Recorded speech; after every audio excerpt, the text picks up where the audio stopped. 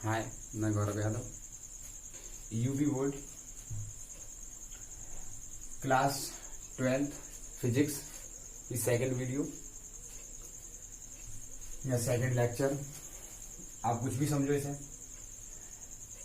पहला लेक्चर या पहला वीडियो मैंने अपलोड कर दिया, जिसे आप सही से देखें और उसके बाद इसे देखें ताकि आपको बेहतर समझ में आए। जो पहला वीडियो है उसमें हमने कूलाम के नियम तक डिस्कस कर लिया था, कूलाम के नियम तक समझ लिया था। उसके बाद एक कॉन्सेप्ट है एकांक आवेश। एकांक आवेश क्या होता है? कभी कभी बोर्ड परीक्षा में पूछ लिया जाता है जनरली कि एकांक आवेश से आप क्या समझते हैं। कूलाम के नियम के आधार पर एकांक आवेश की परिभाषा बताइए या लिखिए। एकांक आवेश हमने कल सीखा था K बराबर वैद्युत होता है 1/4πε0 निर्वात के लिए यूज करते हैं। ε0 निर्वात की वैद्युशीलता होती है, इसका मात्रक कूलाम स्क्वायर प्रति न्यूटन मीटर स्क्वायर होता है। इसकी विमा हमने शॉर्ट ट्रिक बताई थी -1342 होती है और इसका मान, इस वैद्युत का मान 9 × 10⁻9 मात्रक न्यूटन मीटर स्क्वायर प्रति कूलाम स्क्वायर होता है। यदि F बराबर 9 × 10⁻9 न्यूटन हो तथा Q1 बराबर Q2 और बराबर Q हो, R बराबर 1 मीटर हो, तो कूलाम के नियम से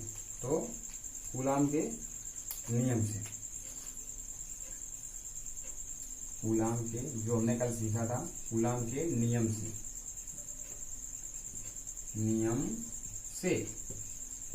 कूलाम का नियम क्या है कि दो स्थिर बिंदु आवेशों के बीच लगने वाला आकर्षण या प्रतिकर्षण बल दोनों आवेशों के गुणनफल के समानुपाती तथा इनके बीच की दूरी के वर्ग के व्युत्क्रमानुपाती होता है। अर्थात F proportional Q1 Q2/R²। Proportional का चिन्ह हटाएंगे तो F बराबर 1/4πε0 या K आ जाएगा। K वैद्युत होता है और ये निर्वात के लिए होता है Q1 Q2। मान रखो आप इन सबके।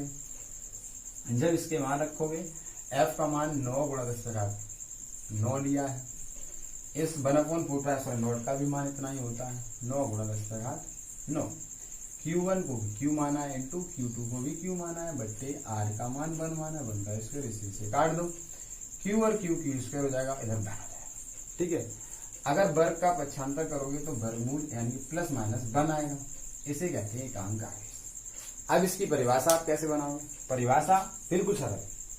आप सिर्फ मैं जो बोल रहा हूं उसे आप भी साथ साथ बोलते जाएं कि दो आवेश Q1 Q2 निर्वात में दो आवेश समान परिमाण के सजातीय आवेश एक दूसरे से 1 मीटर की दूरी पर निर्वात में स्थित हैं। यदि इनके बीच 9 × 10⁻9 न्यूटन बल उत्पन्न होता है, न्यूटन बल और प्रतिकर्षण बल उत्पन्न होता है, तो ये एकांक आवेश कहलाते हैं। फिर से हम दोबारा एक बार बोल रहे हैं कि दो समान परिमाण के सजातीय आवेश निर्वात में 1 मीटर की दूरी पर स्थित हैं, तो यदि इनके बीच 9 × 10⁻9 न्यूटन प्रतिकर्षण बल उत्पन्न होता है, तो ये एकांक आवेश कहलाते हैं।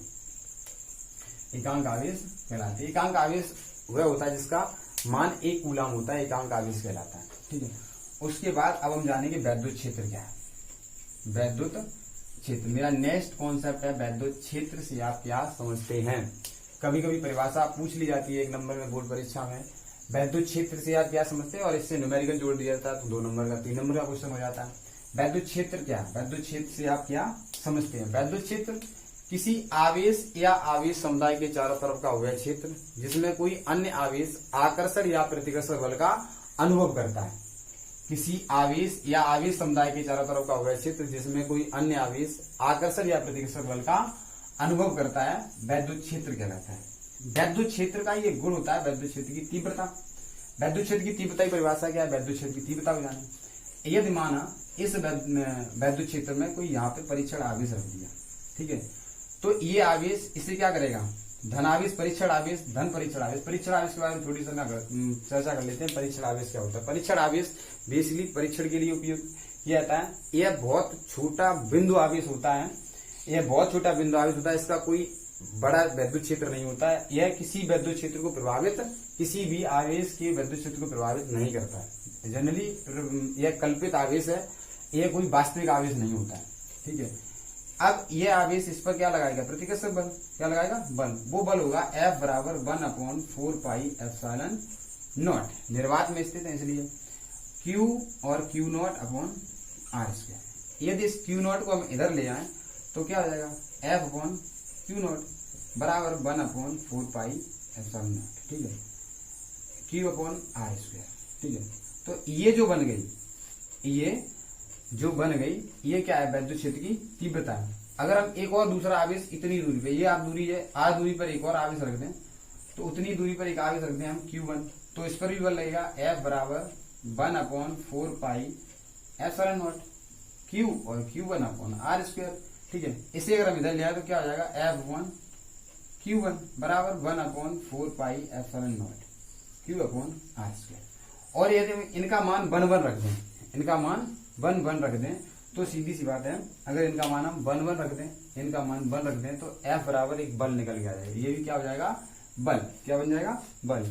तो सीधी सी बात हम ये कह सकते हैं, विद्युत क्षेत्र की तीव्रता एक प्रकार की बल ही होती है, या जी कहते हैं हम कि विद्युत आवेश के द्वारा किसी भी आवेश पर विद्युत क्षेत्र में, किसी आवेश के विद्युत क्षेत्र में किसी भी आवेश पर लगने वाला बल, एकांक आवेश पर लगने वाला बल विद्युत क्षेत्र की तीव्रता कहलाता है। किसी भी आवेश के विद्युत क्षेत्र में उपस्थित किसी अन्य आवेश पर लगने वाला बल, यदि जिस आवेश पर बल लग रहा है वह एकांक आवेश है, तो उस पर लगने वाला बल क्या कहलाता है, विद्युत क्षेत्र की तीव्रता कहलाता है। और जनरली इसकी परिभाषा और अच्छी से अगर बनाना चाहो तो ऐसे भी कह सकते हो कि किसी भी विद्युत क्षेत्र में स्थित किसी परीक्षण आवेश पर लगने वाला बल तथा उस परीक्षण आवेश के मान की निष्पत्ति को उस बिंदु पर विद्युत क्षेत्र की तीव्रता कहते हैं। ऐसे हम बता सकते हैं। विद्युत क्षेत्र की तीव्रता क्लियर हो गई। इसे हम कैपिटल E से दर्ज करते हैं और इसका मात्रक E बराबर न्यूटन प्रति कूलम होता है। इसकी विमा अगर बात करी जाए तो mL T−3 और A−1। अगर निकालने की बात करी जाए तो हम इसकी विमा निकाल भी सकते हैं बिल्कुल आराम से, बहुत जल्दी से। कैसे निकालेंगे, क्योंकि इसका मात्रक होता है, E का मात्रक न्यूटन प्रति कूलम होता है। न्यूटन की विमा पड़ी होगी फर्स्ट ईयर में mL T−2 और कूलम की विमा AT होती है। AT ऊपर जाएगी तो mL T ऊपर जाएगी, इनवर्स हो जाएगी, T−3 हो जाएगी और A−1। तो इसकी विमा होती है mL T−1। इसे हमने जनरली शॉर्ट ट्रिक में 11 इसको 1 मान के 11 -31 बोल सकते हैं। ठीक है, तो विद्युत क्षेत्र की तीव्रता होगी। इसके बाद एक डेरिवेशन है, छोटा सा डेरिवेशन है जिससे बिल्कुल आराम से हम समझ सकते हैं, जो क्या है कि किसी बिंदु आवेश के कारण, किसी बिंदु आवेश के कारण, बिंदु आवेश के कारण किसी बिंदु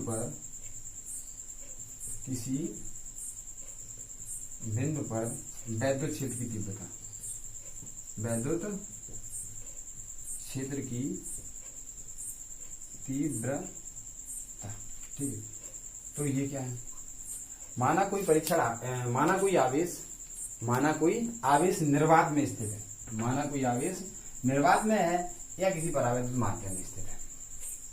माना कोई आवेश Q है जो किसी बिंदु O पर निर्वात में स्थित है, इससे R दूरी पर कोई बिंदु P है जहां विद्युत क्षेत्र की तीव्रता है। इसके विद्युत क्षेत्र में ये बिंदु P है जहां विद्युत क्षेत्र की तीव्रता ज्ञात करनी है। हम क्या करेंगे, इस बिंदु पर कोई Q0 आवेश मान लेंगे। इस पर क्या मान लेंगे, Q0 आवेश। अगर इसकी लैंग्वेज लिखनी तो लैंग्वेज कैसे लिखेंगे, माना कोई आवेश किसी बिंदु O पर स्थित है और यह ऐसे माध्यम में स्थित है जिसका परावर्तन कैपिटल K है, या आप कह दो यह निर्वात में स्थित है। इसके विद्युत क्षेत्र में R दूरी पर कोई बिंदु P है जहां विद्युत क्षेत्र की तीव्रता ज्ञात करनी है। इसके अनुसार किसी बिंदु आवेश से कोई बिंदु आवेश है के कारण किसी बिंदु पर विद्युत क्षेत्र, किसी बिंदु पर विद्युत क्षेत्र, किसी भी बिंदु पर इसके विद्युत क्षेत्र में वो बिंदु होना चाहिए, वहां विद्युत क्षेत्र की तीव्रता ज्ञात कर सकते हैं। तो मान लिया एक आवेश हमने निर्वात में स्थित है या फिर परावर्तन की में, तो मैं मान ले रहा हूँ जनरली इसे किसी परावैद्युत माध्यम में जिसका परावर्तन K है, इसमें स्थित है, तो कोई दिक्कत नहीं। इसके कारण इस पर एक बल लगेगा, जहां पे हमें विद्युत क्षेत्र की ज्ञात करनी है उस पर एक परीक्षण आवेश Q मान लेंगे। ठीक है, तो ये आवेश इस पर एक बल लगाएगा, उसकी दिशा ये होगी। और अभी थोड़ी देर पहले हम बताए थे कि वैद्युत क्षेत्र की तीव्रता भी एक प्रकार का बल ही होती है, उसकी दिशा वही होती है जो आवेश के कारण आवेश पर लगने वाले बल की दिशा होती है। यानी आवेश की के कारण किसी आवेश पर लगने वाले बल की दिशा जो होगी वही वैद्युत क्षेत्र की तीव्रता की दिशा होगी। तो इस आवेश के कारण इस पर जो बल लगेगा वो इस तरफ लगेगा, क्योंकि यह भी हम धनावेश लिया हमने, और ये भी परीक्षण आवेश भी एक प्रकार का धनावेश होता है, कल्पित आवेश होता है, इसके कारण इस पर बल लगेगा। और वैद्युत क्षेत्र की तीव्रता की दिशा भी इधर ही होगी, ये भी वैद्युत क्षेत्र की तीव्रता इधर ही होगी। तो ये ग्राफ बन के तैयार हो गया।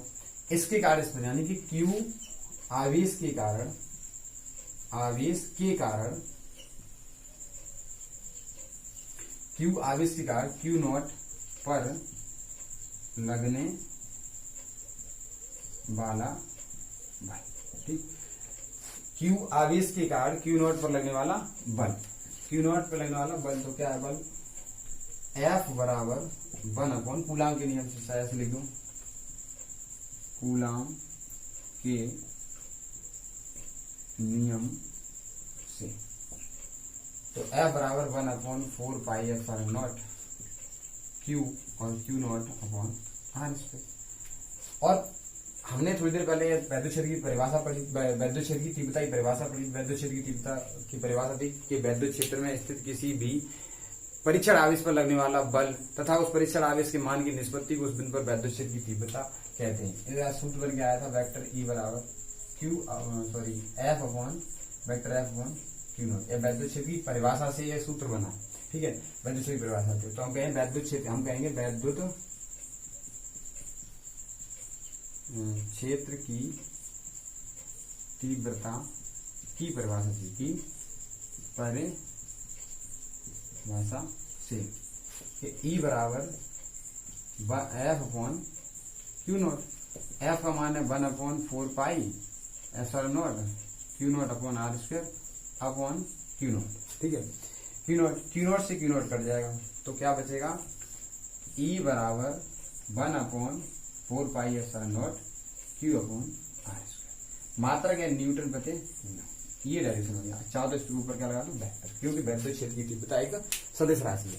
पुनः हम दोबारा इसको रिवाइज कर लेते हैं। किसी बिंदु आवेश के कारण किसी बिंदु पर वैद्युत क्षेत्र की तीव्रता, यदि कोई गलती लिखने में हो जाए उस पर आप विशेष ध्यान न दें, हमारी बातें ध्यान से सुने। कुछ बोर्ड पर लिख रहे हैं, कुछ हम मुंह से भी बता रहे हैं ताकि तुम्हें समझ में आ सके। किसी बिंदु आवेश का वैद्युत क्षेत्र की तीव्रता, किसी बिंदु आवेश का वैद्युत क्षेत्र की तीव्रता क्या है कि माना कोई बिंदु आवेश प्लस Q है जो O बिंदु पर पराविद्युत माध्यम स्थित है। सॉरी, हमने यहाँ पे K लिखा है, पराविद्युत माध्यम हमने पहले माना था, क्या माना था, पराविद्युत। यहाँ पे K मान लो, क्योंकि यह निर्वात के लिए होता है और K लगाने से किसी माध्यम पराविद्युतांक के लिए हो जाता है, ठीक है। तो किसी बिंदु आवेश कारण किसी बिंदु पर वैद्युत क्षेत्र की तीव्रता, कोई बिंदु आवेश Q है जिसके कारण वैद्युत क्षेत्र की तीव्रता ज्ञात करनी है। इसके वैद्युत क्षेत्र में कोई बिंदु P है R दूरी पर जहां वैद्युत क्षेत्र की तीव्रता ज्ञात करनी है। P बिंदु हमने कोई माना परीक्षण आवेश, कोई परीक्षण आवेश Q नॉट मान लिया। तो E बराबर मतलब E इस आवेश का इस पर एक बल लगेगा जिसकी दिशा और वैद्युत क्षेत्र की दिशा दोनों एक तरफ होंगी। Q के कारण Q नॉट पर लगने वाला बल कूलाम के नियम के अनुसार F बराबर 1/4 not Q not upon R square होगा। वैद्युत क्षेत्र की तीव्रता की परिभाषा से E बराबर F upon Q not. F का मान रख देंगे, Q नॉट से Q नॉट काट देंगे, 1/4 नॉट और 1/R, ठीक है। 1/4 नॉट के Q अपॉन R न्यूटन प्रति कूलम। यह वैद्युत क्षेत्र की तीव्रता किसी बिंदु आवेश के कारण है, ठीक है। आज हमने जाना कि एकांक आवेश क्या होता है। एकांक आवेश, यदि दो आवेश, एकांक आवेश की परिभाषा हमने जानी, ठीक है। उसके बाद हमने वैद्युत क्षेत्र जाना, वैद्युत क्षेत्र की तीव्रता जानी, वैद्युत क्षेत्र की मात्रक, वैद्युत क्षेत्र की तीव्रता एक सदिश राशि, इसका मात्रक जाना, न्यूटन प्रति कूलम होता है, इसकी विमा जानी, L T inverse 3 A inverse 1 इसकी विमा जानी। उसके बाद हमने किसी बिंदु आवेश कारण किसी बिंदु पर वैद्युत क्षेत्र की तीव्रता जानी। मैं उम्मीद करता हूँ आज आपको समझ में आएगा और आपको समझ में आया होगा। यदि हमारी ये वीडियो अगर आपको पसंद आती है तो लाइक करें और सब्सक्राइब करें और ये वीडियो आगे भी शेयर करें, जिससे कि आप जैसे स्टूडेंट जो पढ़ रहे हैं उन्हें भी इसका लाभ मिल सके और अच्छे से अच्छे पढ़ सकें। यूपी बोर्ड के बहुत ही कम टीचर यूट्यूब पर मिल पाते हैं, इसलिए सोचा कि वीडियो आपको बनाएं और आपके जो भी हम आपके भविष्य के लिए योगदान दे सकते हैं वो योगदान करें। धन्यवाद। आपसे हमें उम्मीद है कि आप हमें मोटिवेटिव करेंगे और कमेंट करेंगे ताकि हम अपने जो भी हमसे गलतियां होती हैं, अभी पहली बार यूट्यूब पे आए हैं तो अभी थोड़ी हेजिटेशन सी हो रही है, और कुछ हम बेहतर करने की कोशिश करेंगे, दिन पे दिन अपने आप को और ज्यादा सुधार करेंगे। और आप भी बताएं जो हमें कमियां होती हैं उन कमियों को सुधारने का मौका हमें जरूर दें, और आप लाइक करें और शेयर करें, ताकि और स्टूडेंटों को भी जो सही से कोचिंग अफोर्ड नहीं कर पा रहे हैं इस लॉकडाउन में और इस बुरी स्थिति में, जो भी समस्याएं हैं, आप खुद समझदार हैं, खुद समझें। धन्यवाद।